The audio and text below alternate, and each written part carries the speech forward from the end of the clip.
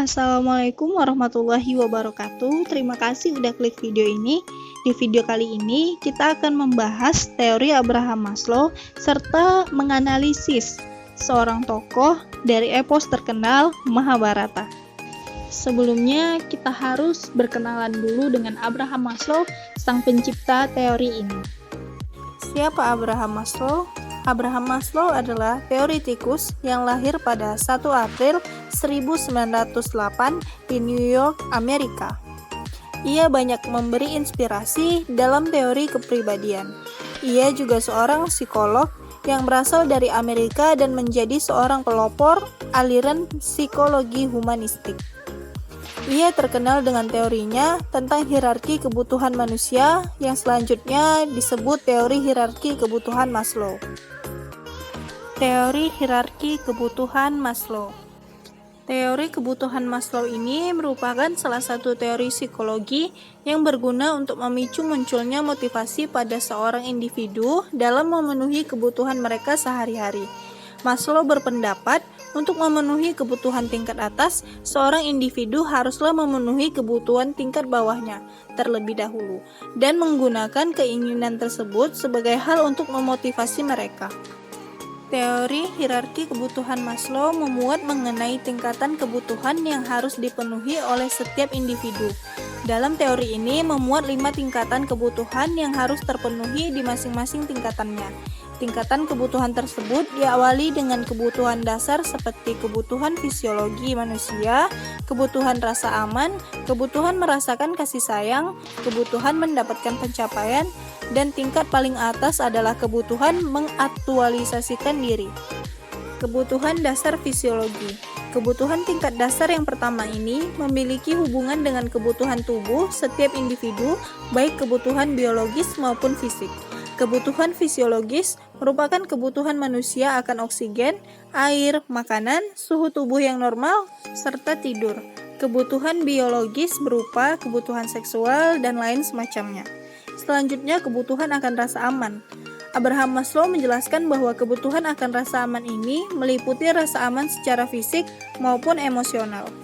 Selanjutnya, kebutuhan sosial, yaitu kebutuhan mengenai aspek sosial yang ada di masyarakat, seperti kebutuhan untuk merasakan cinta, kasih sayang, dan memiliki hak kepemilikan terhadap suatu hal. Yang selanjutnya, kebutuhan mendapat penghargaan. Penghargaan yang dimaksud dalam tingkat kebutuhan ini tidaklah selalu penghargaan berupa piala ataupun hadiah. Maksud dari kata penghargaan di sini adalah harga diri. Ketika kebutuhan pada tingkat ini dapat terpenuhi, maka secara otomatis akan memunculkan kebutuhan untuk merasakan penghormatan. Harga diri pula dibagi atas menjadi 2 bentuk, yaitu yang pertama, bentuk menghargai diri sendiri. Adanya kepercayaan pada diri sendiri, meraih prestasi, menjadi pribadi yang mandiri, serta kompetensi yang mumpuni. Selanjutnya, bentuk penghargaan dari orang lain. Mendapatkan status, gelar, pangkat, jabatan, menjadi orang terkenal, mendapatkan apresiasi atas ketekunan yang dilakukan, mendapat pujian, dinilai baik oleh orang lain. Selanjutnya, kebutuhan untuk mengaktualisasikan diri. Kebutuhan tingkat tertinggi yaitu kebutuhan untuk mengaktualisasikan diri. Kebutuhan ini dapat tercapai apabila seorang individu berhasil memenuhi keempat kebutuhan sebelumnya.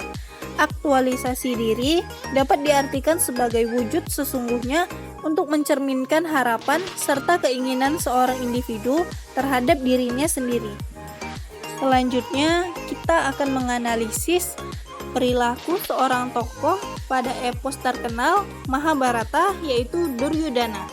Kita akan membahas bagaimana cara Duryodhana untuk mencapai atau memenuhi kelima kebutuhannya. Duryodhana merupakan salah satu tokoh dalam epos Mahabharata yang terkenal antagonis.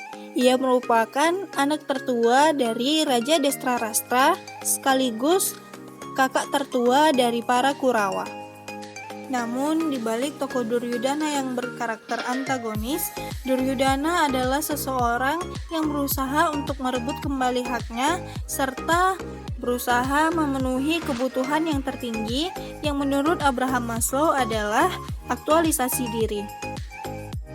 Sebelumnya, teman-teman harus mengenal dulu siapakah Duryudana dan apa yang menyebabkan Duryudana menjadi seseorang yang berkarakter antagonis.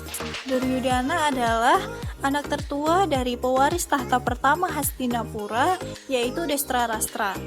Dan secara otomatis, Duryudana merupakan pewaris tahta selanjutnya. Akan tetapi, ayahnya gagal dilantik menjadi raja karena ayahnya adalah seseorang yang buta. Lalu posisinya digantikan oleh adik ayahnya, yaitu Pandu. Tak berapa lama pamannya Pandu memilih untuk meninggalkan istana dan tinggal di dalam hutan bersama kedua istrinya hingga akhirnya ia meninggal.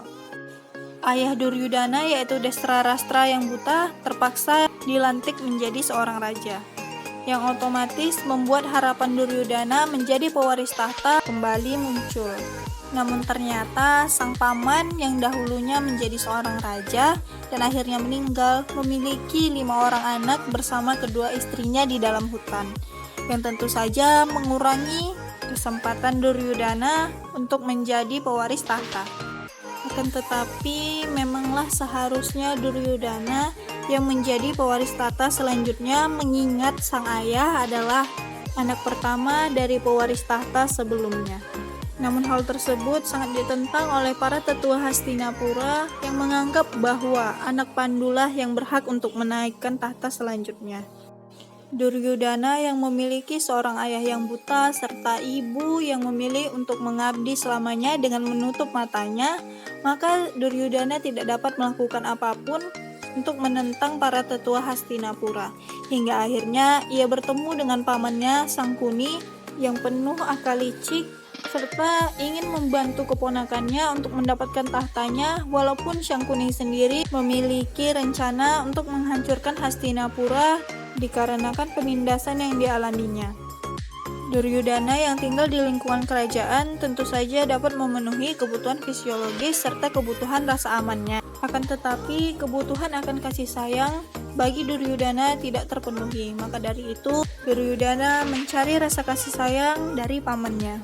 Bersama pamannya yang penuh rencana licik, Duryudana merasa disayang serta dapat memenuhi kebutuhan penghargaan. Karena pamannya adalah seseorang yang sangat menghargai serta mendukung segala tindakan Duryudana, terlepas tindakan tersebut baik ataupun buruk. Karena merasa memiliki dukungan, maka Duryudana berusaha untuk memenuhi kebutuhan aktualisasi dirinya untuk mendapatkan tahta yang memang seharusnya adalah haknya. Itulah sebabnya Duryudana melakukan segala macam cara demi merebut kembali haknya untuk menjadi pewaris tahta sebagai bentuk aktualisasi dirinya. Namun hal tersebut tidak terlepas dari dukungan serta taktik licik oleh pamannya, yang akhirnya menyebabkan pecahnya peperangan besar di Kurukshetra. Itulah tadi teori hierarki Abraham Maslow serta analisis karakter tokoh Duryudana dalam epos Mahabharata. Sekian video kali ini. Assalamualaikum warahmatullahi wabarakatuh.